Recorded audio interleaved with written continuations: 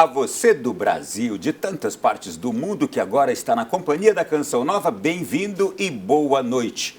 Obrigado pela sua companhia. Sim, começamos aqui mais um Além da Notícia e a gente sempre chega para fazer a diferença na sua vida. E como o Brasil está em mudança, então a gente quer analisar essa mudança. A reforma tributária em discussão. Mas o que eu entendi dessa reforma tributária?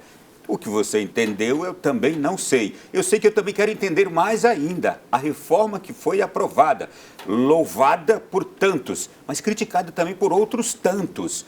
E o que a gente precisa agora entender sobre essa reforma tributária?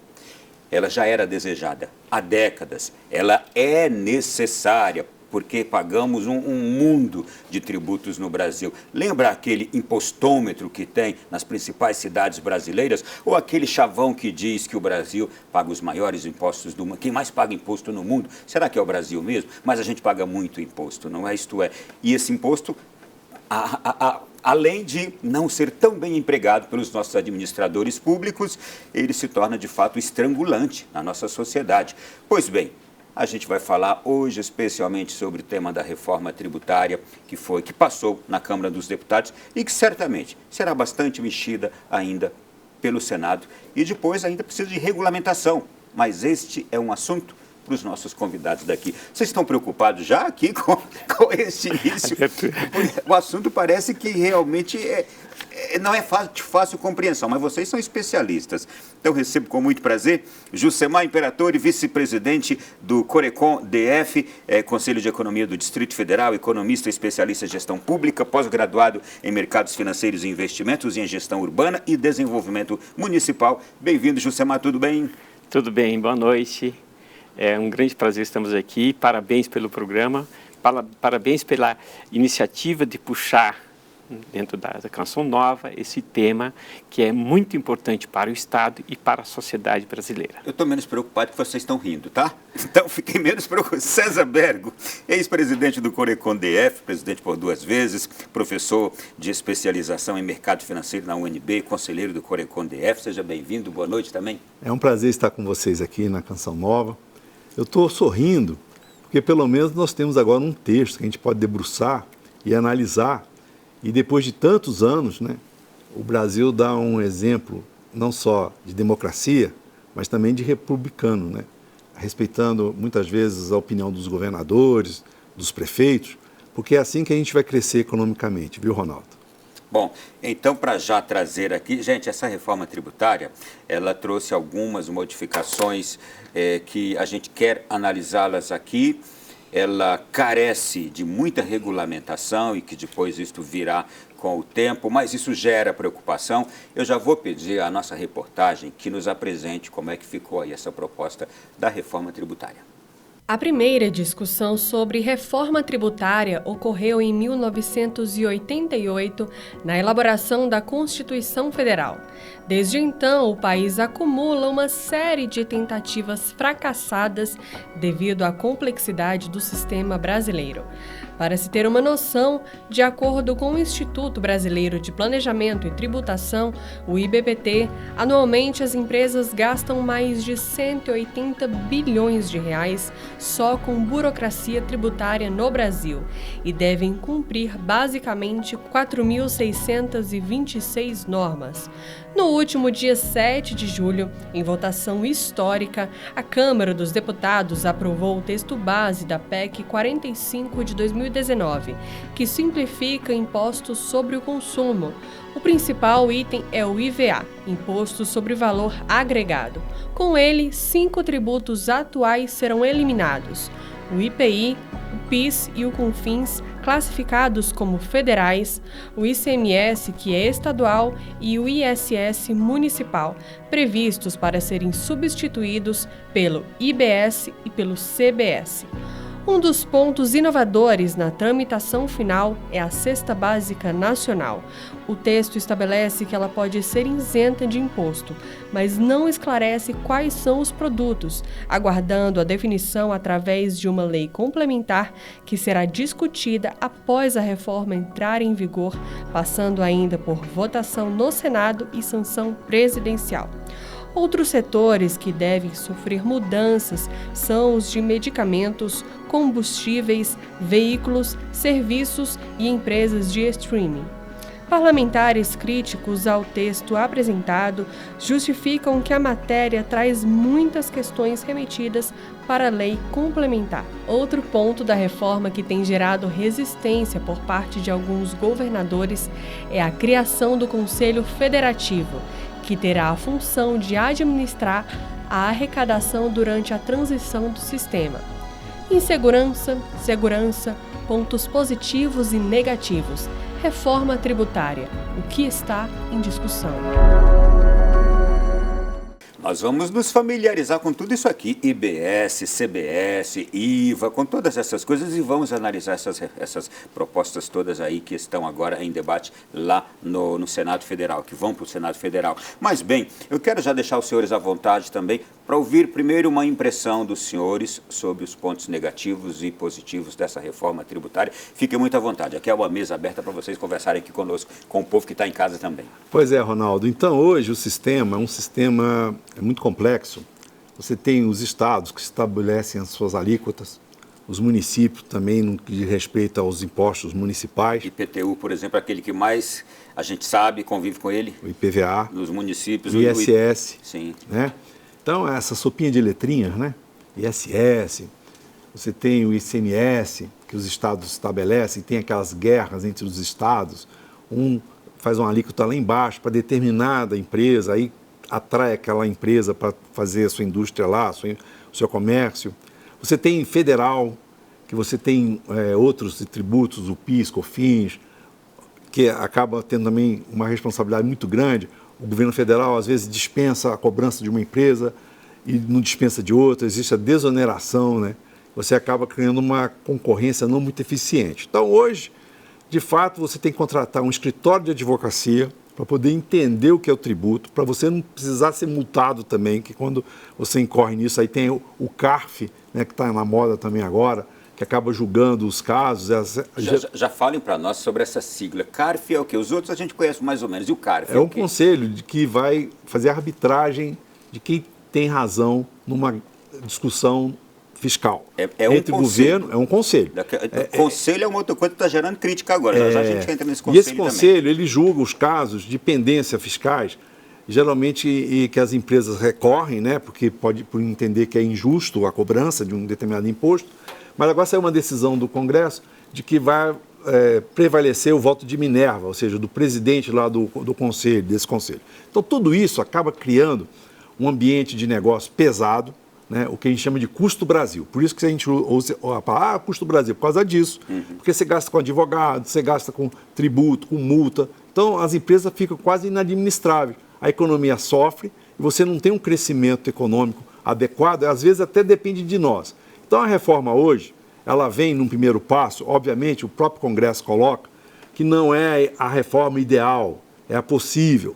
Mas, infelizmente, se a gente sabe que é ideal, por que não faz a ideal? Eu sou desse pensamento, mas foi fazer a possível. Obviamente, ela continua ainda um pouco complexa, que um dos princípios de uma reforma, de uma boa reforma, é a simplificação. Então, se complicou, se tornou complexo, já não está o primeiro princípio sendo observado. O segundo princípio é a progressividade. Se quem ganha mais, paga mais, também há uma dúvida com relação a isso. E, por último, a questão da eficiência, né? Eu não posso criar distorções que vão economicamente prejudicar um em detrimento de outro. Então, tudo isso, essa nova reforma que vem, obviamente não está pronta, ainda vai ser discutida, vai ter que ser encaminhada ao Senado. Mas é um grande passo, porque a grande ganho dessa reforma é a cumulatividade, né? Que você tem empresas que têm uma cadeia de produção longa e são cobrados impostos em várias etapas. Então, o produto fica mais caro. Agora, o único detalhe que eu acho que tem que ficar para o nosso consumidor, o cidadão que paga imposto, é a fiscalização disso tudo, né? Porque ocorre o seguinte, esse bem que vai ser gerado pela reforma pode não ser repassado para o consumidor. Pode as empresas acabarem ficando com esses ganhos e não reduzindo os preços dos produtos. O consumidor quer saber o seguinte, com essa reforma eu vou pagar menos ou mais nos meus serviços e nos meus produtos, naquilo que eu consumo e naquilo que eu preciso pagar como serviço, não é? Mas vamos lá, Juscemar, antes dessa pergunta, fique à vontade também para uma introdução. Eu acho que, primeiro, é uma grande mudança estrutural da forma que o Estado tributa, cobra, recolhe e partilha esses recursos, né? Na Constituição teve algumas alterações, mas passaram já mais de 30 anos e não se mexeu nisso. Foram sempre com os ajustes, como o colega César já colocou aí, desonerações pontuais, um Estado incentivando o outro. E o princípio dela é a simplificação, porque sim, ela reduz, né, o número de tributos, a tributação no destino, ou seja, quem consome o produto e não quem fabrica, tá? E a não cumulatividade, porque é por fora, ou seja, sempre você tem o preço em cima da base tributada, tá? Que era a cadeia um tributo sobre o outro, então encarecia muito. Tá? Agora, isso tudo vai aumentar ou diminuir a carga, tá? Todas as informações dizem que não vai aumentar a carga. Agora, a carga, você tem duas formas de medir. Uma é quanto o Estado arrecadou em cima de um referencial, por exemplo, em relação ao PIB. Então, se não muda o percentual, não cria nenhum imposto, mas o Estado passa a ser mais eficiente na cobrança, na arrecadação, na redução da sonegação, obviamente que vai nominalmente arrecadando mais. Então, alguém pode dizer que aumentou a carga porque arrecadou mais. Agora, se verificar que não criou nenhum imposto, não aumentou nenhuma tarifa, nenhum percentual a mais, eu posso dizer que não houve aumento da carga tributária. Desde que eu me dou por gente, que eu escuto falar de reforma tributária, reformas diversas, e reforma tributária era aquela que ficava sempre em segundo e terceiro plano e vinha sempre uma nova que pulava à frente dela. Chegou a hora agora e a gente viu passar este começo agora de uma reforma tributária, passando na Câmara dos Deputados, que é o primeiro dos degraus ali a ser subido, não é? É uma necessidade, realmente, porque a gente vê, de fato, o brasileiro, quando a gente vai pôr na ponta do lápis, e você observa, a legislação nos mostra agora, 1 litro de gasolina, quanto você paga ali só de imposto. O pãozinho, tudo, a gente consegue hoje encontrar ali nos documentos, na nota fiscal, quanto que você está pagando de imposto. Essa transparência a gente já tem. E a gente vê que é um absurdo, de fato, o que paga de imposto em cada produto, em cada consumo que a gente faz. Todavia, vocês não são políticos, são economistas. Mas já vou submeter aos senhores aqui uma análise também, que o povo de casa, embora esteja ansioso, desejoso, e todos nós por essa reforma tributária, mas a gente ficou com a pulga atrás da orelha. Por que o governo precisou dar 7 bilhões em emendas para os parlamentares, para que eles pudessem votar essa reforma? E aí passou com 378 votos, a primeira votação, 375 a segunda. Se o governo não tivesse dado esses 7 bilhões, como nunca aconteceu no Brasil, esse montante tão grande em emendas, o governo dando no mesmo dia, assim, em 2 dias, para parlamentares votarem uma proposta. Se não tivesse dado esse dinheiro, teria sido aprovado esse texto, essa reforma? Vocês são economistas, não são políticos, mas tentem analisar a cabeça também do eleitor, da pessoa que está em casa. Meu Deus, por que o governo precisou dar tanto dinheiro para os parlamentares votarem algo que é uma coisa necessária, uma coisa importante? Na verdade, são duas coisas. Primeiro, eu queria colocar que a gente vê muito, são 30 anos que nós estamos discutindo a reforma tributária e não é aprovada. Queria trazer à discussão a questão da tecnologia. Houve um avanço tecnológico, hoje tem computadores que permitem você fazer projeções, simulações, e isso está sendo feito. Então, a rapidez de você poder tomar uma decisão em cima de dados concretos, por exemplo, você tem o sigilo fiscal. Muitas vezes o economista não tem acesso a certas informações, mas o governo tem, através da Receita Federal. Então, ele consegue fazer simulações de como vai funcionar essa reforma tributária no papel.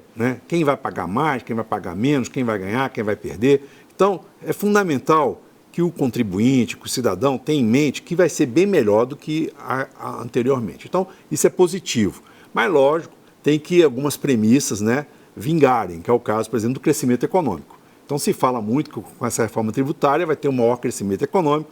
Tendo um maior crescimento econômico, o governo vai arrecadar mais E aí sim vai equilibrar as contas de todo mundo. Isso é muito bom e vai dar mais emprego, gerar mais renda. Você gerando emprego, as pessoas contribuem mais, consomem mais, a economia só vai crescendo e a gente vai comemorando. Agora vamos para o lado político, né? Dessa questão da negociação, né? Às vezes sempre existiu as negociações entre o Poder Executivo, Poder Legislativo. Esperamos que o Poder Judiciário não. O Poder Judiciário ele julgue tranquilamente, sem precisar de nenhuma negociação, ou seja, em cima dos fatos, vamos dizer assim.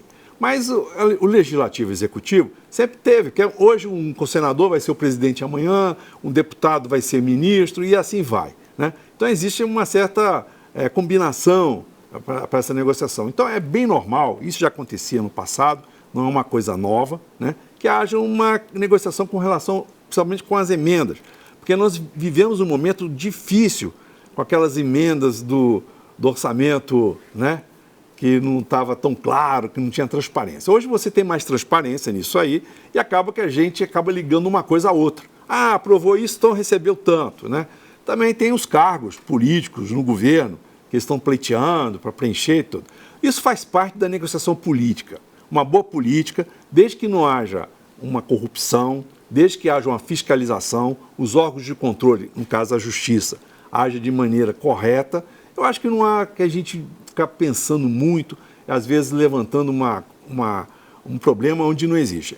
Juscemar, vai lá, sua impressão sobre tudo isso? O primeiro, assim, a questão tecnológica já é um avanço que vem há alguns anos. Temos aí a nota eletrônica, né, que você simplifica, você controla, né, porque não precisa mais daquele talão escrito à mão, então melhorou a qualidade da informação, a qualidade da arrecadação também. Tem ali a cesta básica, vai ter uma lista de produto nacional que também, para ser como referência, vai ter uma norma, uma lei que vai relacionar esse tipo de produtos, né? Nessa questão das emendas, né, eu acho que é importante, assim, esse volume já estava previsto lá no orçamento no início do ano, tá? Que o governo iria liberar durante o ano. E eu acho que até é bom liberar na metade do ano e não liberar só em dezembro, né, para poder efetivamente esses recursos transformar em bens para a sociedade, se é uma escola, que a escola seja iniciada. E a questão de evitar desvios ou a qualidade desse gasto, vem a importância do controle social. Porque lá no município, lá no estado, onde é que vai ser alocado esses recursos, é que a pessoa consegue enxergar e consegue visualizar o próprio crescimento daquela obra, né? Se é uma ponte, se é uma estrada, se é saneamento, se é uma escola, se é um posto de saúde, né? Que é lá que está vendo. Então, o controle social é fundamental para fazer acontecer. Esse otimismo, essa visão positiva de vocês, de tudo que está sendo feito. Respeito os cabelos brancos de vocês, mas eu fico com uma pulga atrás da orelha porque não se exige tanto dinheiro para se fazer uma coisa boa e positiva. Não se cobraria para se fazer o bem, aliás, para se fazer o meu dever, eu não teria que cobrar nada a mais. E a gente viu realmente aí uma mão pesada nessas votações todas. Mas vamos lá, reforma tributária, é necessária, é importante. A gente vai continuar debatendo aqui, tem muita coisa aqui dentro para a gente poder esclarecer para você que está aí do outro lado. Nós vamos para o intervalo e voltamos daqui a pouquinho.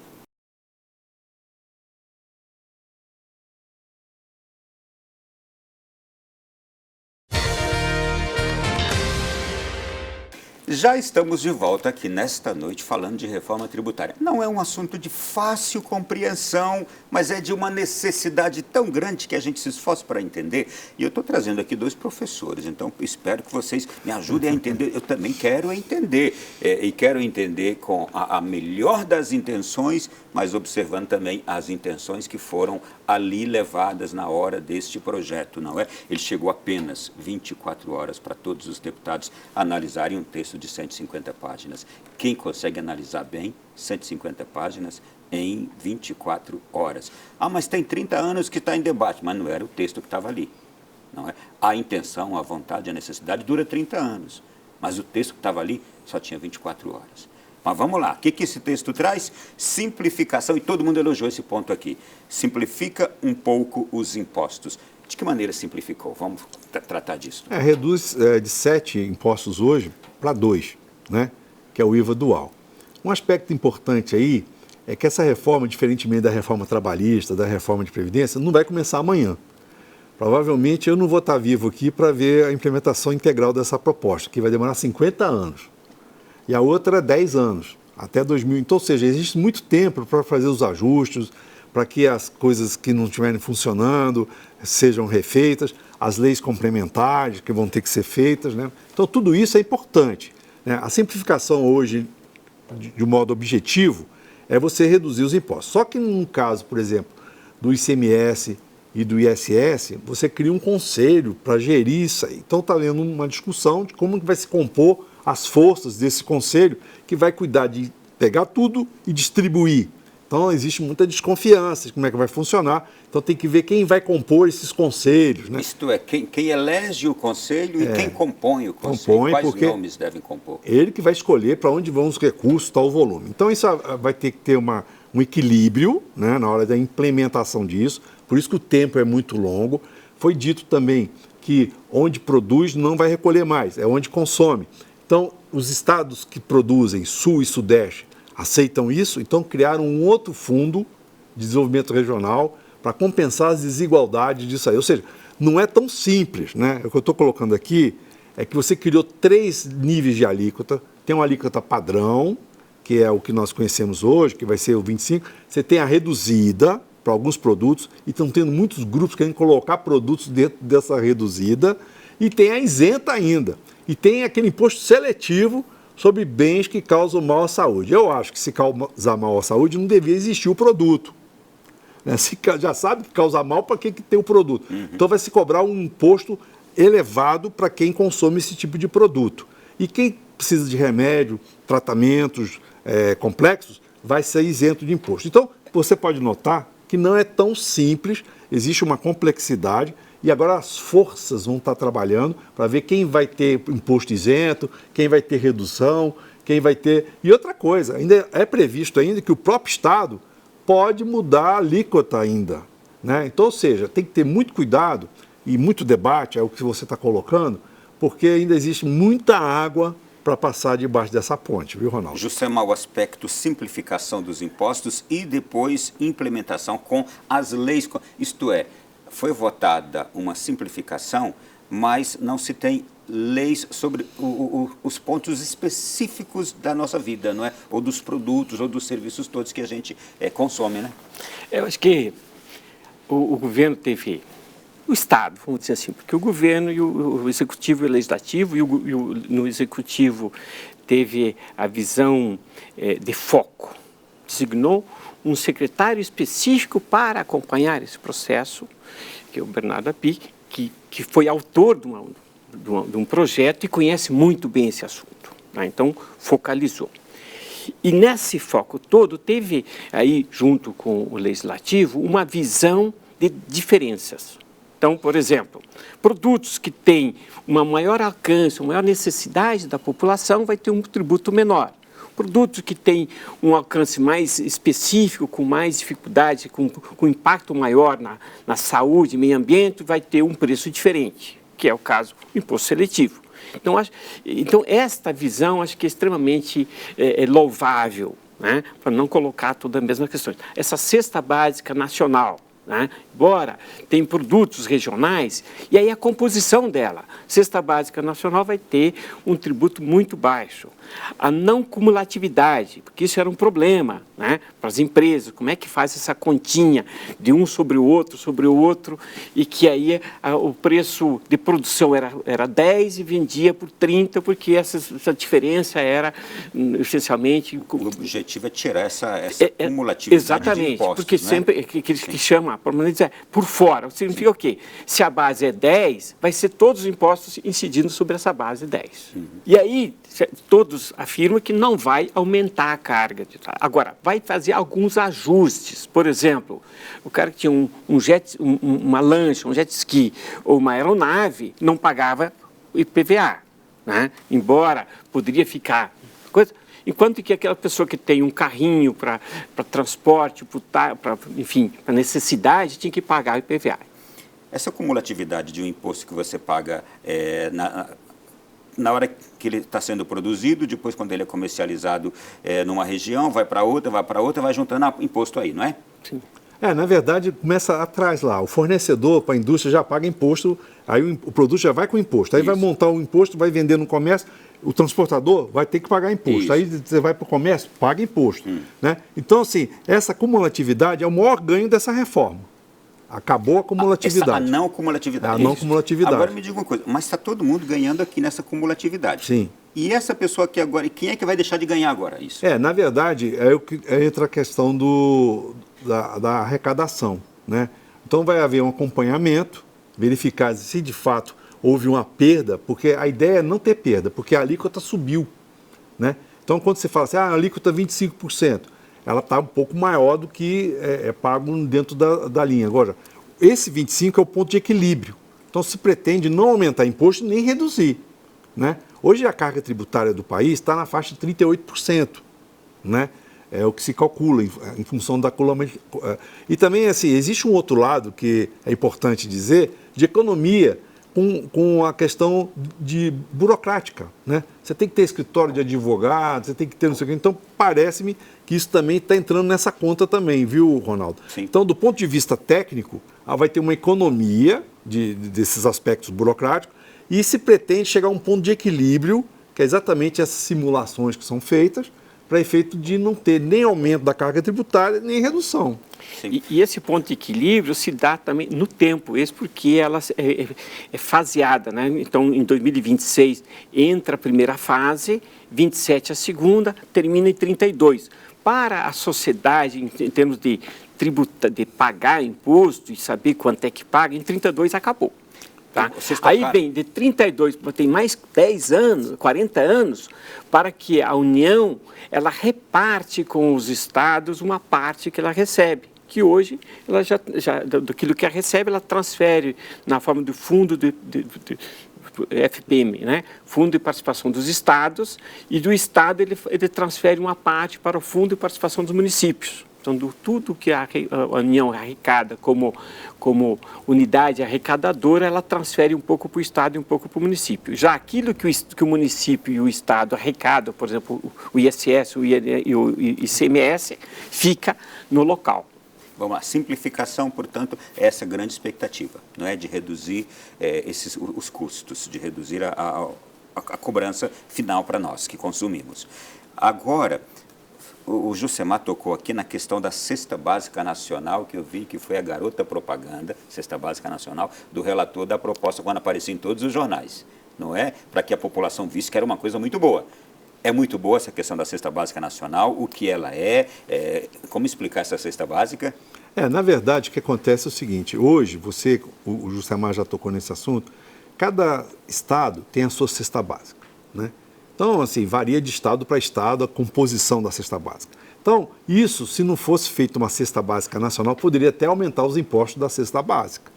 Mas o que se decidiu é que vão fazer uma cesta com 38 produtos por aí, né, que vai valer nacionalmente. Então, vamos lá. E é uma cesta, se pensou numa cesta básica mesmo, isto é, 38 produtos mais ou menos? 38 produtos, né, inclusive alguns produtos de limpeza também, que compõem essa cesta básica. E aí você vai ter imposto zerado. Nesses produtos, nada de imposto? Nada de imposto. Então, realmente, a tendência é que caia em torno de 12%, é o que a gente calcula, né? De 12% até 20%, dependendo do estado, porque as alíquotas variam de acordo com os estados hoje, né? E existem até iniciativas de governos estaduais isentando já a cesta básica. Aqui em Brasília, por exemplo, você tem alguns produtos que são isentos de imposto. Então, isso vai ser preservado. Provavelmente, esses produtos que hoje fazem parte dessa isenção vão continuar. Porque é o arroz, feijão, aquela do dia a dia mesmo, né, o óleo, né? Então, isso vai ser mantido. Então, a expectativa é de que, de fato, fique mais barato esses produtos e vai privilegiar as camadas mais pobres da sociedade, que é o grande objetivo também, você ter essa... Porque não faz sentido, porque você tem o chamado cashback, que ainda não está explicado, né? Se a pessoa comprou um determinado produto, pagou imposto e a pessoa está numa situação de vulnerabilidade, ela teria o retorno desses recursos, desses impostos pagos. Mas isso não foi disciplinado ainda, a ideia seria essa. Ou seja, o objetivo da reforma também é ajudar essas camadas mais pobres. Porque não faz sentido o governo ter um Bolsa Família e depois tirar através de imposto, né? Então você faz um tratamento dessa população, né? E o que é importante também é que, conjuntamente com esses processos, você tem outros programas que acabam dando mais cidadania também para essas pessoas, né? Não é só dar o peixe, é ensinar a pescar, que é o importante. Então, do ponto de vista tributário, né, acaba praticando uma justiça com as camadas mais pobres da sociedade, e a cesta básica está aí incluída, né, Josemar? Sim, e sob a expectativa de novo horizonte econômico e social, o mercado também gostou dessa proposta, porque ela racionaliza e simplifica tudo isso. Então, há indicativos aí que a economia, só pelo ato da reforma em si, pode crescer até mais de 3% do PIB por conta desta grande arranjo, né, nessa processo de arrecadação, que o Estado precisa arrecadar para ele também cumprir a sua função social, seja na parte de segurança, na parte de transferência de renda, enfim, todo o papel do Estado na sociedade. Há um outro aspecto que é controverso. Estamos falando de toda a positividade, mas, por exemplo, há de fato uma outra análise que eu acho que vocês também conhecem e concordam, de que aumenta a carga tributária de 0,5% para 25% nos bens e serviços. Isso pode onerar nos empregos também. Como explicar isso aqui também? Porque é um dos efeitos que está se temendo também com esta reforma. Quando se fala assim 0,5 para 25, está tirando o exemplo só de um imposto, por exemplo, né? Tem que observar que juntaram todos os impostos. Então, a alíquota média não é 0,5%, é mais do que isso, né? Então, do ponto de vista prático, né, pode parecer que vai ser um aumento exorbitante, mas no que vai acontecer é que esse equilíbrio que a gente comentou, ele vai acabar permeando todas essas ações da reforma tributária. Então, do ponto de vista de imposto, a pessoa vai comprar o produto, ela vai ver quanto que ela está pagando ali, né? Então, isso acaba, de uma maneira geral, não sendo esse dado de 0,5 para 25%, né? Porque você tem uma carga tributária hoje no país na faixa de 38%, né? Então, você pode dizer que não, a 38% está baixando para 25%. Você está aliviando, por exemplo, a preocupação de uma amiga minha, que é uma médica, dona de clínica. Ela ficou horrorizada com isso aqui e ela disse, eu vou ter que fechar a minha clínica. Não, ela não vai ter que fechar a clínica, porque é o seguinte, existe muita desinformação também. Depende de onde que ela está recebendo essa informação, porque não é isso aí que está acontecendo na reforma. Porque, na verdade, o temor dela foi este aqui, de que ela agora que ela paga 0,5% por exemplo, no imposto para pagar os empregados dela, e vai aumentar para 25%.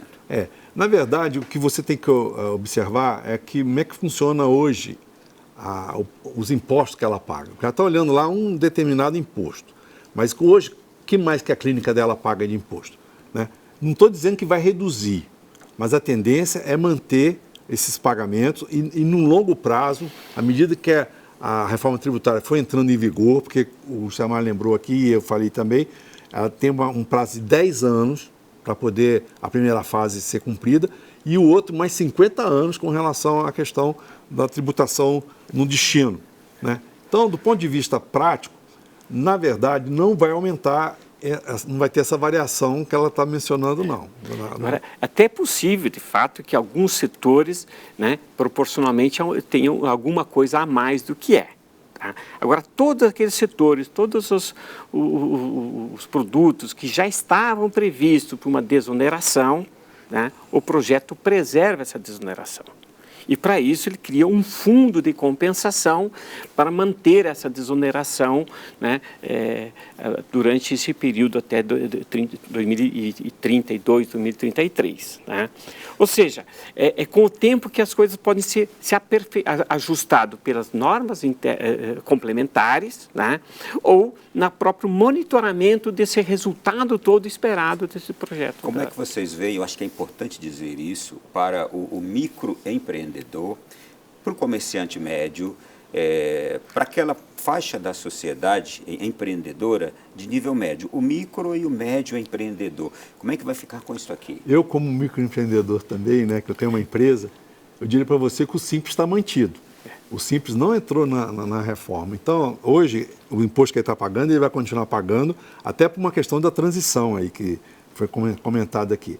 Ou seja, eu acredito que a reforma tributária ela é necessária. Alguma coisa tinha que ser feita, porque realmente o nosso sistema tributário ele é impraticável. Então, esse avanço, que não seja o ideal, né, ele vai caminhar no sentido de ser o ideal, acredito eu, ele é importante, não só para o microempresário, que vai movimentar a economia. Tem que lembrar que quando o governo ele cobra um imposto, né, se ele reduz o imposto, vai aumentar o consumo. Então, essas pessoas que não vão pagar mais o imposto da cesta básica, vamos dizer assim, eles vão usar para outra coisa. Isso vai movimentar a economia. Então, não é certinho, matemático, né? Lembrando que a economia não é a ciência exata, né? Ela depende do comportamento do mercado, das pessoas, né? É uma ciência humana. Então, isso a gente pode prever muito bem. Tem computadores que dão simulação maravilhosa. Mas, na prática, tem que ver o que está acontecendo para fazer aquela sintonia fina, né? Para que não haja essas injustiças. Então, nesse primeiro momento, deixaram fora a Zona Franca de Manaus, que é uma distorção também. Você tem um estado com privilégio e outros não, né? Hoje, com esse negócio de transporte, globalização, faria sentido manter a Zona Franca de Manaus? É uma interrogação. Foi deixado de fora. A questão do Simples foi deixado de fora. Então, existem algumas coisas que ainda vão ter que evoluir. Mas, do ponto de vista prático, Ronaldo, né, não tenha dúvida que vai ter uma melhora para a economia como um todo. E esse microempresário, ele vai acabar sentindo isso. Infelizmente, na minha opinião, vai demorar, porque 10 anos é um prazo muito longo, creio eu. Mas vai acontecer e é um bom início, na minha visão. De tudo que eu escutei também sobre a reforma que li, sobre a reforma, está todo mundo de acordo de que diminuiu a carga tributária para as indústrias, e isso é muito importante para o país, porque a gente vem com uma necessidade gigantesca, enorme, de reindustrialização, de dar um novo vigor à nossa indústria, porque isso faz crescer a economia.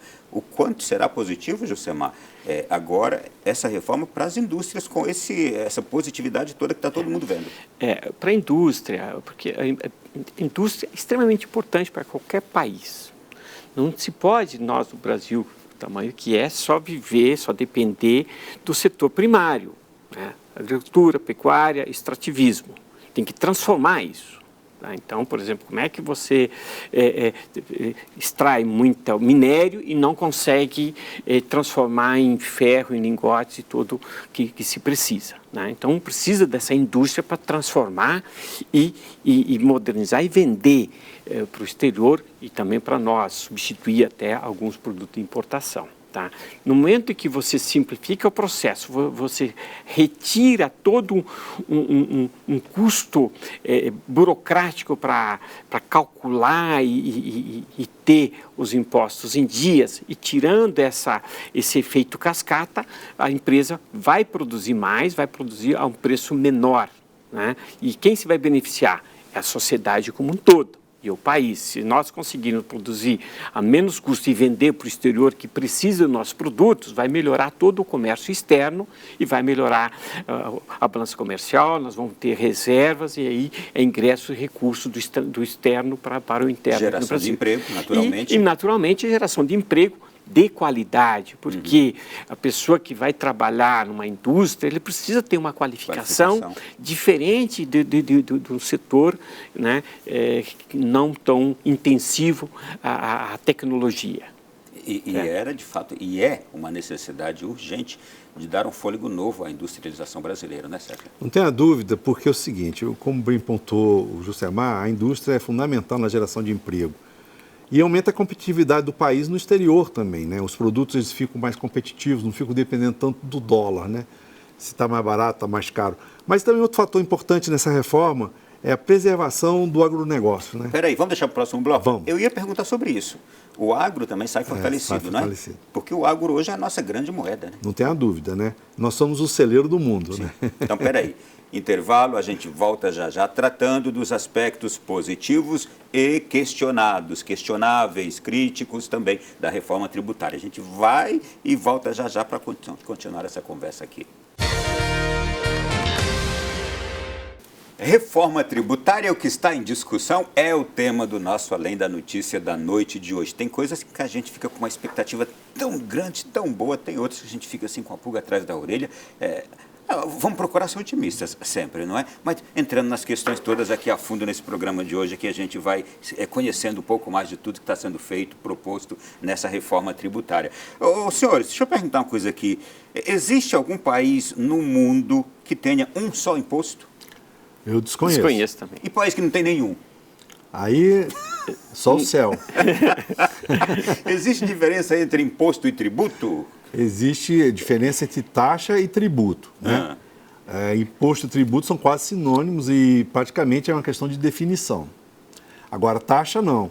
O tributo, por exemplo, você não pode estabelecer um tributo aqui para cobrar nesse exercício, tem que ser para o exercício seguinte. Já a taxa não, né? Então, existem as taxas, por exemplo, você paga taxa de limpeza urbana, as contribuições estaduais, aí essas aí o próprio Estado pode criar, não depende de uma lei, o tributo depende de lei, né? E imposto também. Então, você pode criar um imposto hoje para valer a partir do ano que vem, não durante esse exercício. Então, qualquer mudança em lei tributária tem que respeitar esse princípio. Ok. Nós temos quantos regimes tributários no Brasil? São muitos? Em termos de regime, a gente podia falar que existe acho que é praticamente né? O regime é único, porque tem o Código Tributário Nacional e que tudo ali entra, inclusive os regionais, né? O Estado, o município, o federal, as contribuições, o imposto e as taxas que são bem pontuais. Taxa de limpeza urbana, taxa de iluminação pública, né? Que são algumas coisas, taxa de fiscalização, né? Por exemplo, para você pegar um alvarado, uma construção, você tem lá uma taxa. Essas taxas deveriam existir? Olha, na verdade, a taxa ela serve para aquele serviço específico, né, que é prestado. Por exemplo, o IPTU, né, teoricamente, deveria ser utilizado para a melhoria urbana, do ambiente urbano. O IPVA, para as estradas, as ruas, né? Só que, às vezes, junta tudo dentro de uma caixa só e pode ser usado para outras coisas. Então, a taxa ela tem esse serviço, uma taxa de limpeza urbana para cuidar de você... Daquilo que o imposto era para estar cuidando. Para cuidando. Não é? Às vezes pode haver o desvio, mas aí entra aquela outra questão do controle que tem que ter, né? Então, por que tem os tribunais Eu defendo estaduais? outra reforma, uma reforma do caráter do administrador. Não é? E também uma reforma administrativa também, para não sei se regulamentar melhor a aplicação de tudo isso. Você levantou uma lebre que existe aí em andamento e não foi adiante, a reforma administrativa. O Estado ficar mais eficiente. O contribuinte fala assim, poxa, o meu Estado é eficiente. Eu estou contribuindo, eu tenho saúde, eu tenho segurança, eu tenho estrada, eu vou contribuir mais. Pode até o cidadão falar, vou doar um pouquinho para o governo que ele está precisando para fazer. Poderia até acontecer isso, mas na realidade você diz, existe todo um sistema, né? Você falou regime tributário, é um regime, e dentro desse regime existem vários sistemas. E aí o governo tem lá a Câmara Legislativa, que tem que acompanhar, tem os tribunais de contas dos estados, o Tribunal de Contas da União, então tudo é criado de maneira que as coisas sejam gastas de maneira eficiente, Ronaldo, e não acontece. Mas deixa eu lhe dizer uma coisa, eu acho que quando eu falei uma reforma no caráter, ela realmente é urgente. Porque tudo isso fica aparelhado muitas vezes, dependendo do caráter do administrador. Ele aparelha tudo, esses órgãos todos. Mas aí, Ronaldo, e aí não funciona a administração, não funciona bem o trabalho prestado ao cidadão, né, mas eu queria acrescentar também no jeitinho brasileiro. Você viu agora no auxílio emergencial, por conta da pandemia, milhões de pessoas, Ronaldo, foram lá pegar o dinheirinho do auxílio emergencial que não precisavam. Sim. Eram empregados, eram militares, eram empresários, era isso e aquilo. O que é isso? É o jeitinho brasileiro. Porque acredito que o Estado é ineficiente, então eu coloco lá um jeitinho e vou receber valores pequenininhos para pessoas que não precisam. Sim. Então isso faz parte também mas eu desse queria caráter acrescentar uma coisa que é importante. Aí vai o lado sociólogo, né, falando. E depois eu vou exigir o seu lado teólogo também. Tá bom. No caso, é preciso de educação, né? A população, porque o Congresso é reflexo do que é a sociedade. Então a gente não pode exigir um Congresso que seja um gestor impecável quando você tem problemas na sociedade. Sim. Então, através da educação, você vai passar ética, aqueles valores das famílias que está faltando, né? Você desestrutura a família, você desestrutura o Estado, você desestrutura a sociedade. Então, a família é fundamental para o equilíbrio. Seja ela qual for, é importante sim, porque amanhã você vai refletir isso no próprio Congresso, né? Então, quando eu exijo ética, comportamento, valores, eu tenho que exigir do cidadão também, que não deu o jeitinho que o Jusemar falou. Eu vou até pedir perdão ao César também, que eu não mencionei aqui na sua apresentação inicial. O César também é teólogo, eu não havia acrescentado aqui na nossa apresentação. Mas, gente, nós entramos numa esfera aqui que realmente você pode até entender. Está falando de reforma tributária, nada a ver, mas tem tudo a ver. É o ser humano também, que muitas vezes deixa de ser aquilo que ele é e deveria ser. Quando eu falei, é tudo aparelhado, as coisas aparelhadas, César, é até no município. Sim. O gestor que ali aparelha a máquina toda da administração municipal, um tribunal de contas, seja ele estadual, seja municipal, seja federal, se coloca ali ministros naquele tribunal de contas para aprovar suas contas, que não são pessoas éticas, dignas para estar ali, são pessoas suas. Mas, Ronaldo, aí entra a questão, você tocou teólogo, né? Um rei não é para se servir do povo. O rei é para servir o povo, né? Então você tem hoje as pessoas que entram para se servir e não esquece a necessidade do povo, né? Então, o importante nisso tudo, né, é que entender que o bem comum é importante às pessoas, né? Você fazer o outro bem, ter dignidade ao ser humano, né? Você ter subsidiariedade, você permitir que o ser humano decida a vida dele, mas de maneira correta, não sob pressão. Você não dá educação, você não dá saúde, você não dá segurança e quer que o cidadão viva de que jeito? Aí vai viver nas favelas, né? O país é a nona economia do mundo, o nosso Brasil. É a oitava, fica variando ali. Como que temos a maior favela ao céu aberto aqui no Distrito Federal, onde tem maior renda per capita? Essa desigualdade tem que ser trabalhada. Então, quando você barateia a cesta básica, quando você permite um Bolsa Família justo, né, e que a pessoa que necessita nesse momento, que vai ganhar cidadania, isso é fundamental dentro desse cenário que você está colocando, Ronaldo. Então, essa reforma tributária, ela tem que ajudar a esse cidadão a ter acesso ao mercado, a ter acesso à educação, e aí eu vou acreditar na reforma tributária. Agora, é importante notar que é preferível uma má reforma tributária do que nenhuma.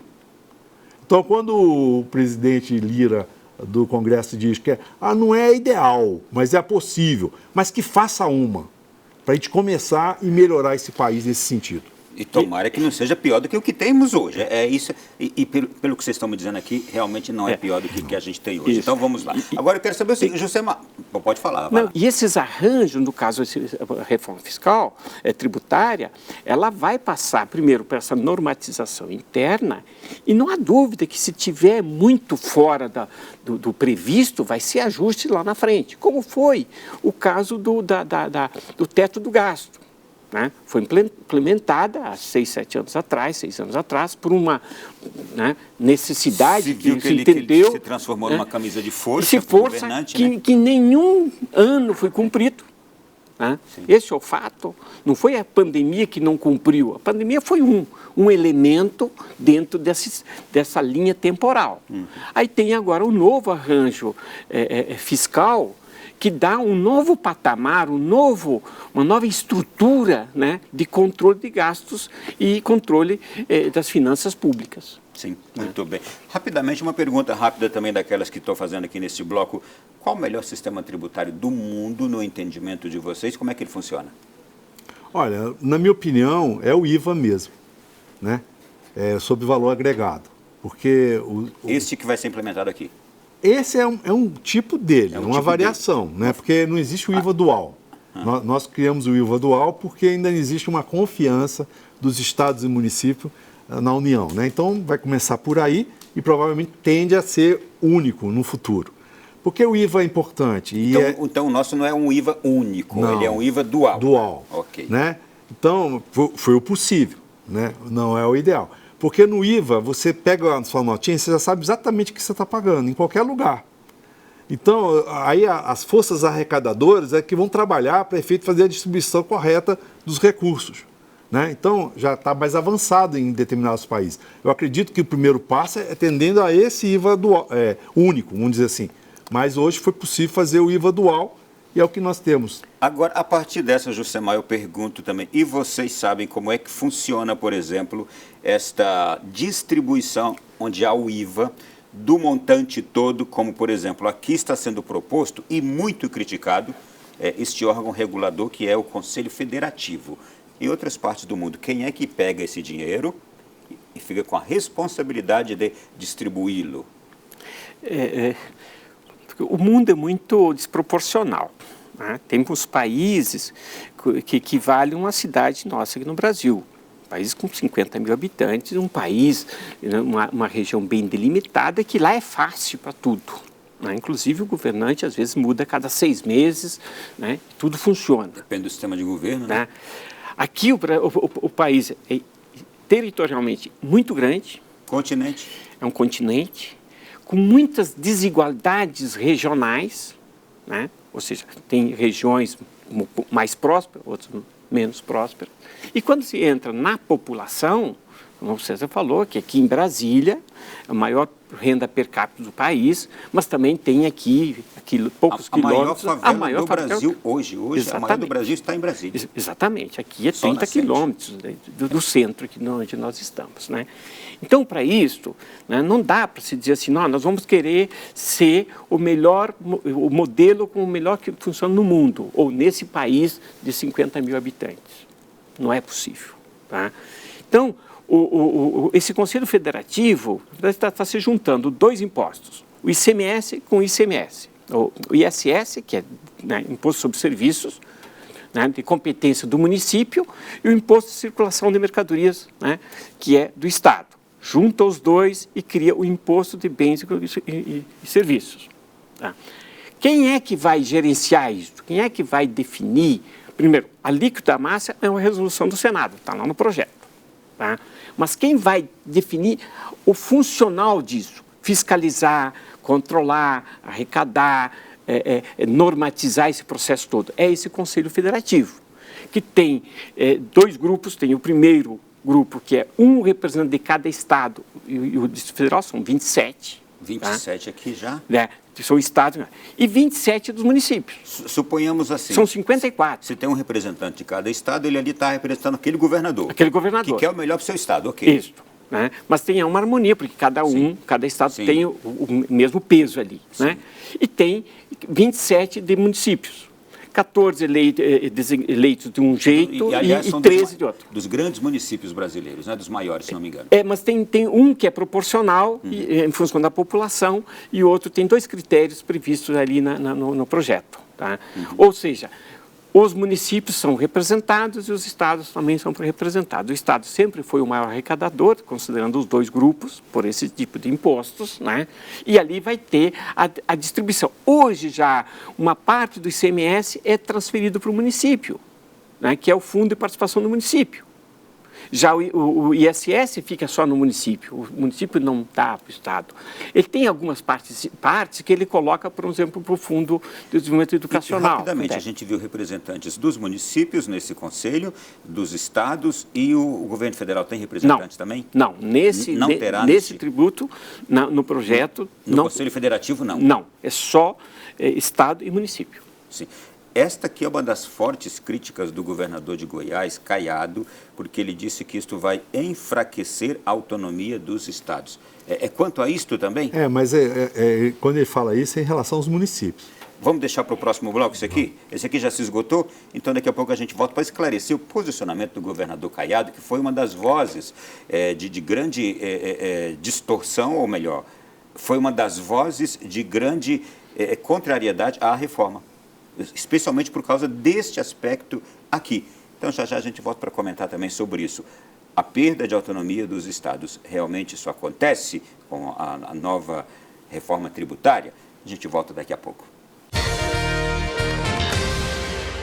Voltamos no Além da Notícia desta noite, falando sobre a reforma tributária que passou na Câmara dos Deputados. E eu escutei nesta semana o deputado Arthur Lira, presidente da Câmara, dizer assim, não, a gente aprovou aqui na Câmara, mas agora a proposta vai para o Senado tem mais tempo para debater, para pensar, para fazer algumas mudanças ali que achar necessário, e a gente vai respeitar e analisar de volta se precisar. Então, está tudo sendo conversado ainda, está tudo dentro de um certo debate que se deve esperar, não é, gente? Essa reforma tributária.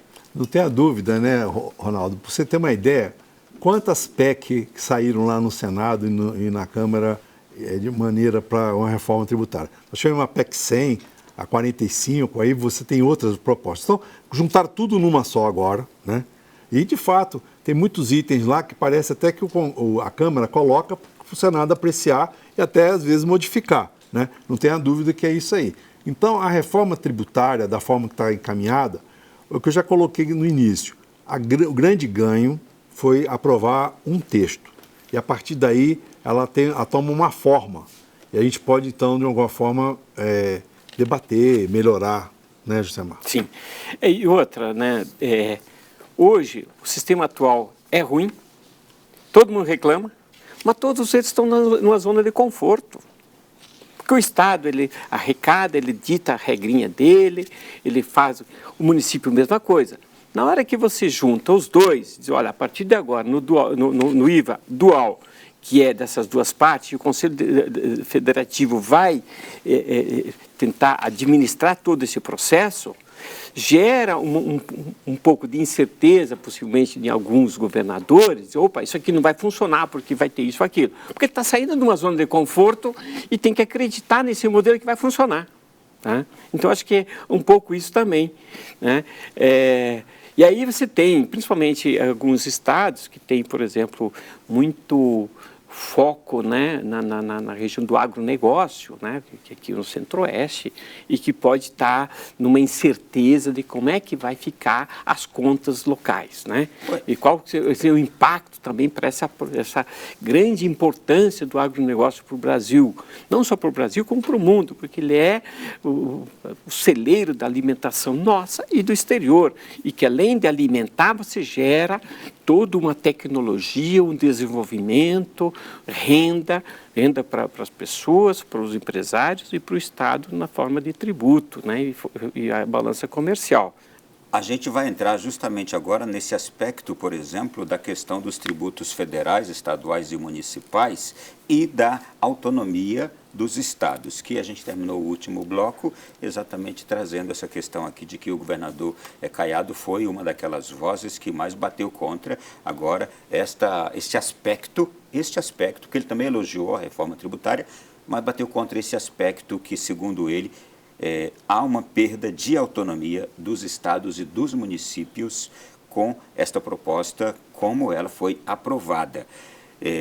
Porque o governador Caiado, ele levantou bastante esse aspecto e não abriu mão dele. Ele continua até hoje ainda sendo crítico a esse aspecto. Na véspera de aprovar essa reforma tributária, a gente viu que governadores, prefeitos vieram a Brasília, conversaram com o relator, conversaram com o presidente. Ou seja, existem as peculiaridades estaduais, né? As diferenças, cada estado tem uma certa forma. Ou seja, isso permeou a administração estadual por vários anos, várias décadas, né? Não tenha dúvida que existem algumas diferenças e algumas preocupações por parte do governador, mas tem que se pensar no bem maior, né? Que você, possibilitando todo mundo agindo de forma igualitária e de uma forma padronizada, você evita alguns problemas, sobretudo a guerra fiscal. Então, muitas vezes, as peculiaridades do estado de Goiás, né, tem os seus municípios, tem a renda estadual, né, muitas vezes você vai fortalecer município em alguns estados, que não é o caso, talvez, de Goiás, mas pode ser o caso de Goiás. Então, essa fragilização do estado pode ser tanto em relação ao município, como ao ente federativo, que é a União, vamos dizer assim.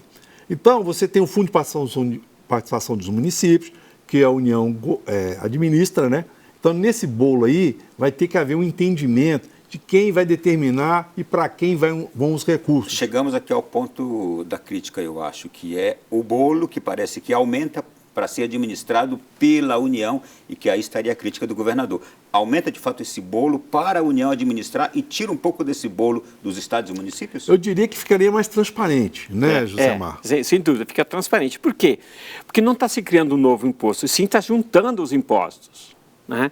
No caso do Estado e município, juntando dois, o ISS e ICMS. No caso federal, está juntando o PIS, COFINS e o IPI. né? 3 em 1. Mas não está se mudando. E aí, obviamente, como é que vai fazer essa convergência dessas alíquotas individuais para uma alíquota única? Tá?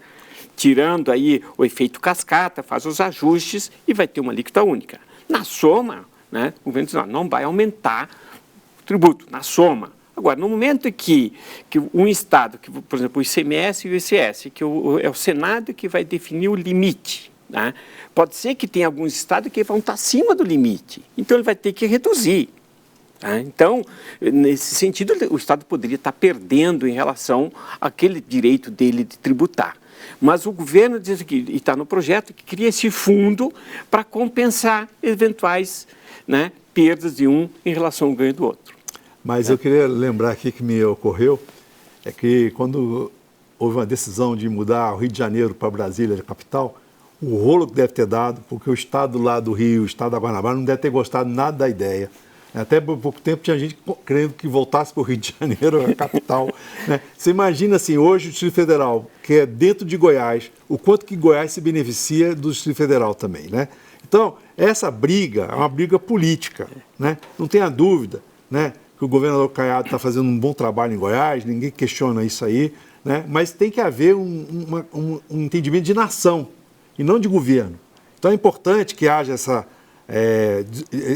despojamento, vamos dizer assim, para efeito do bem maior. Agora, embora se reconheça, de fato, protagonismo em muitos estados que têm uma contribuição maior, né, no PIB, em tantas coisas também. E eu imagino que também isso aí entra, né? Entra, mas o governador está no direito dele de argumentar, até buscar um entendimento. Eu acho que é um direito, mas sempre com respeito, respeitando a federação, respeitando os demais entes federativos, e aí a coisa vai funcionar. Não estou tirando a razão, muitas vezes, do governador de fazer essas observações. Elas são, muitas vezes, procedentes. Ainda bem que temos ele para discutir isso aí. E é importante que tenha, assim, numa democracia, vozes diferenciadas, para a gente poder buscar um equilíbrio e melhorar para todo mundo. Né? Mas, de todo modo, né, é necessário muita prudência, né, e conhecer melhor o andamento dessa reforma, no sentido de aplicabilidade, para poder, então, realmente você tomar uma decisão. Tudo que nós estamos falando aqui é importante destacarmos algo que já falamos nos blocos iniciais. Leis complementares precisarão ser feitas para se regulamentar este texto base aqui. É isso, não é isso? E que ali é que estará, de fato, o pulsar dessa reforma. É isso? É isso. Exatamente. Não, e tem também ainda o próprio Senado, né? Que a gente ainda vai apreciar a medida. Que pode melhorar esse texto. E lembrando que o Senado é uma casa do Estado, né? Então, os senadores lá são 3 de cada Estado, então tem um equilíbrio maior. Porque já na Câmara dos Deputados existe um desequilíbrio aí, né? Em função da população. Sim. Né? Já no Senado, não. O equilíbrio estadual é melhor. Então, ali é uma boa casa para colocar em pauta essas discussões de Estado para melhorar a reforma tributária. Eu acredito que o Senado vai atuar na forma de melhorar esse texto e não de piorar. Vamos lá agora. E o agronegócio? A gente não falou ainda do agro que, segundo as análises todas feitas também, sai dessa reforma tributária fortalecido. A expectativa é que se fortaleça o agro com essa reforma. O Seman mencionou aqui, e eu vou reforçar, que hoje nós somos o maior produtor de soja do planeta. Proteína animal não tem para ninguém, é o Brasil o maior produtor, milho, algodão, ou seja, o Brasil é o celeiro do mundo. Então o agronegócio tem que ter um carinho especial, é o nosso diferencial no mundo. Não tenha dúvida que nós temos alguns problemas com relação a fertilizantes, né? Com relação a transporte, né? Tem tudo que melhorar e tem investimento. Então esse setor tem que ser fortalecido sim, não só o agronegócio como indústria, mas o pequeno produtor também. Eu acho que é fundamental você continuar com a agricultura familiar, né? O incentivo a essa agricultura, que é um somatório de tudo isso, que o Brasil acaba se beneficiando também, Ronaldo, porque você colocou geração de emprego e de renda, e você retém a população na área rural, né? Porque a área urbana está muito inchada em determinadas situações. Então é importante manter essas pessoas também com qualidade de vida, né? Produzindo. E eu acredito que é uma boa opção essas reduções de impostos para esse setor. O agronegócio é o nosso cartão de visita no mundo. Sim. Né? Então não é uma questão de governo, é uma questão de nação. Né? Eu viajo para a França, para a Alemanha, eu vejo o quanto é importante, né, essa visão do país de celeiro do mundo. Né? Então eles têm essa confiança. Você vê a China, a autocompradora, a Índia, né? Eles às vezes não têm a tecnologia que nós temos aqui. Então eu acho que essa atenção é muito importante e o agronegócio merece o nosso respeito e nossa atenção também. Tem um aspecto que eu quero trazer aqui ainda, vou mudando de assunto para aproveitar o nosso tempo, hein, gente? Imposto de renda, não se tocou nada de questão de imposto de renda não, né, Josemar? Não, o imposto de renda vai ser, acho que, porque mudou um pouquinho as faixas aqui agora, de isenção subiu um pouquinho, mas isso não é reforma de estrutura do imposto de renda, né? E aí vem, inclusive, impostos adicionais, né? Imposto de renda e patrimônio, que deve vir numa sequência, né? Aí vem, há muito tempo se discute imposto de grandes fortunas, né? Tem essa crítica ali do imposto de herança, e, né? que tem algumas críticas em cima desse modelo, porque a lei permite, incorporou, né, nessa PEC a cobrança do seletiva, né, ou progressiva do imposto de fortunas, né? Mas isso vai vir numa sequência, normas complementares para tratar esse assunto. Perfeito. O doutor Ives Gandra dispensa comentários, o maior, atualmente eu diria o maior jurista do Brasil. Ele abordando os aspectos dessa reforma, ele alerta para um enfraquecimento da empresa nacional com as empresas estrangeiras, se de fato, conforme foi aprovado nessa reforma, isto vier a ficar desse jeito. O que isto representa? A progressividade do imposto de renda, daquilo que se ganha, é compreensível. Agora, no momento em que se passa a ter a progressividade no imposto de transmissão, é evidente que quem tem maiores bens a transmitir, o imposto será maior. O que vale dizer, esse imposto será levado de quem tem maiores bens para o Estado. Agora, os senhores percebem, por exemplo, as grandes empresas, a empresa de Votorantim, Gerdau, todas as grandes empresas brasileiras, seus donos, evidentemente, são pessoas que têm maiores bens do que outros. Se nós começarmos em toda a herança, retirar uma parcela do seu capital que iria para os seus herdeiros, e que ele tirar, evidentemente, tirar da empresa para que eles possam pagar, nós teremos uma fragilização das empresas nacionais em relação às empresas estrangeiras. Uma empresa nacional que concorre com uma empresa estrangeira, que tem um dono único e que passa os seus bens para os seus herdeiros quando falecer, e houver uma progressividade que será tanto maior quanto maior o bem, é evidente que essa empresa vai ser menor quando passar para o seu herdeiro, concorrendo com uma empresa estrangeira que não terá essa redução patrimonial. Então, embora, não, mas não é a empresa que vai ser. Vamos admitir que um cidadão tenha R$1 bilhão aplicados numa empresa e que o imposto venha a ser progressivamente, chega a 10%, 15% ou 20%. E se nós tivermos impostos dessa natureza, esse 1 bilhão que vai ter que passar para o herdeiro, o Estado tirando 20 bilhões, terão que ser com venda de ações ou redução do patrimônio da empresa. A empresa nacional não terá a mesma consistência de uma empresa estrangeira, porque quem tem o dinheiro aplicado numa empresa é dessa empresa que tirar os recursos, os seus herdeiros, para poder pagar aquele imposto da transmissão. Por essa razão, quando nós discutimos essa matéria na Constituinte de 88, entendemos e colocamos progressividade no imposto de renda. Na audiência pública, quando eu fiz e propus, mas não em relação ao imposto de transmissão, para não fragilizar empresas brasileiras em relação a empresas estrangeiras. Essa progressividade pretendida aqui no Brasil fragiliza o empresário nacional em relação ao empresário estrangeiro, o que representa, na verdade, uma tentativa de uma estatização através do tributo feito pela progressividade, dependendo da alíquota progressiva que se vai apresentar. Eu vou lembrar aqui o ministro Haddad, né? Ele disse, primeiro vamos tratar da reforma sobre consumo, né? Que é o IVA e tal. E depois nós vamos falar sobre imposto sobre renda e patrimônio numa segunda etapa. Só que agora estão misturando as estações. Já veio aí PVA sobre lanchas e aviões, que já deveria ser patrimônio, é outra discussão. E agora a questão da herança também, que é questão de patrimônio. Então, é uma coisa, outra coisa. Vamos tratar desse assunto? Vamos. Então, me parece que é uma ligação entre uma reforma e outra. Então, coloca um assunto de herança. Não tenha dúvida que é uma questão muito frágil para você conversar. Porque quando você cria esses impostos sobre herança, os herdeiros provavelmente vão ter que pagar um dinheiro para o Estado.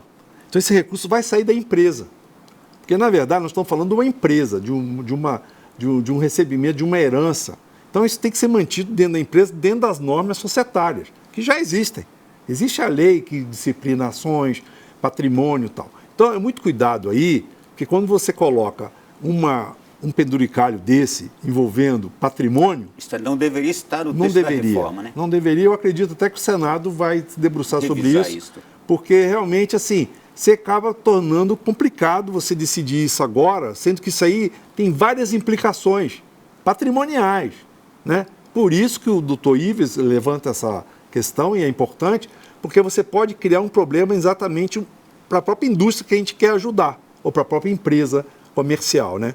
Então, não tenha dúvida que tem que ter muita preocupação com relação a esses penduricalhos, que surgem de última hora, muitas vezes, são textos agregados, né? Que eles chamam, eles votam assim separadamente, né? E acabam tendo uma implicação que não se pretende. Como, por exemplo, uma coisa que pode ser muito boa, que é o cashback, já mencionado aqui por vocês, um cashback para questões que são muito bem-vindas, e como acontece em outros países, mas aí se coloca no cashback coisas meio questionáveis, como aquelas questões que se colocou ali, calcinha para transexuais, aquela coisa toda. É uma coisa que a gente vê que no legislativo, de fato, tem ali militâncias para todas as coisas e quer se encaixar num texto importante como esse, numa proposta importante como essa, coisas que são mais de uma área bem específica, né? A verdade é que você tem a coisa geral, né? Aí começa a pressão de grupos para modificar. No caso do cashback, só citando um exemplo, você viaja para Portugal, né? Que é um país conhecido nosso aqui, um irmão de cultura, né?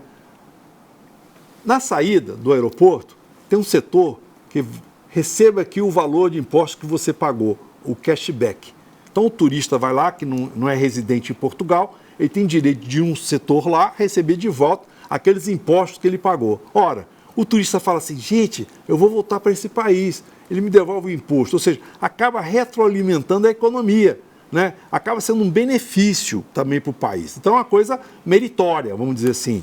Agora, no caso de um cashback do que eles querem implementar, que não está regulado ainda, né? Eu diria até que seria justo a pessoa que recebe o Bolsa Família, por exemplo, não pagar imposto, porque o governo dá com uma mão e tira com outra. Então, até aí, eu entendo essa questão do cashback, mas talvez usar o nome cashback, quando é utilizado lá fora de forma positiva, não estou dizendo que seria positivo aqui, mas tem que privilegiar a meritocracia, ou seja, a pessoa deve merecer. Se a pessoa recebe o Bolsa Família, não é justo que ela pague imposto. Então, ela vai... Agora, como colocar isso em prática, né? Não saiu ainda a regulamentação. A bola vai ficar com o Senado, né? Eu não acredito que vai ter muitas mudanças, né? Se pegar o arcabouço fiscal, mudou pequena coisa, pequenos ajustes, e aí volta para a Câmara para fechar esta grande aprovação e pensada já nos passos seguintes, que é as leis complementares, para ter tudo pronto para entrar efetivamente em vigor em 2026, que está logo ali. Muito bem. Senhores, eu quero agradecer. O tempo já esgotou, o assunto não esgota, porque ele é extensivo demais, não é? Quero agradecer a presença de vocês aqui, que a gente pôde conversar analisar os aspectos positivos, aqueles temerários, que são importantes de serem analisados também, inclusive porque é momento de agora reflexão, de debate, da gente ainda influenciar os senadores também na reflexão, levá-los, cobrar deles uma boa reflexão do que já está na mesa deles para votarem bem e aprovarem tudo aquilo que for bom e positivo para a sociedade, não é isso? E não tenha dúvida que essa reforma tributária já vem tarde, porque era necessária e o país vai melhorar sim. Acho que não tem nenhum economista que vai ser contra essa aprovação aí. Eu parabenizo também, inclusive a rede Canção Nova, né, por esse programa e para discutir esse assunto de uma forma bastante transparente, bastante como você, Ronaldo, conduzindo esse trabalho. Muito obrigado, foi um prazer tê-los aqui. A você de casa também, tenho certeza, abriu mais a nossa mente ao conhecimento de tudo que está em debate nesse momento em nosso país. E rezamos e desejamos e pedimos sempre a Deus que as coisas melhorem, não é? Vamos acreditar que isto pode estar acontecendo e a nossa oração é importante para isso também. Rezemos pelo nosso país, pela melhora constante, permanente do nosso país. Grande abraço a todos, fique com Deus, até a próxima semana aqui no Além da Notícia.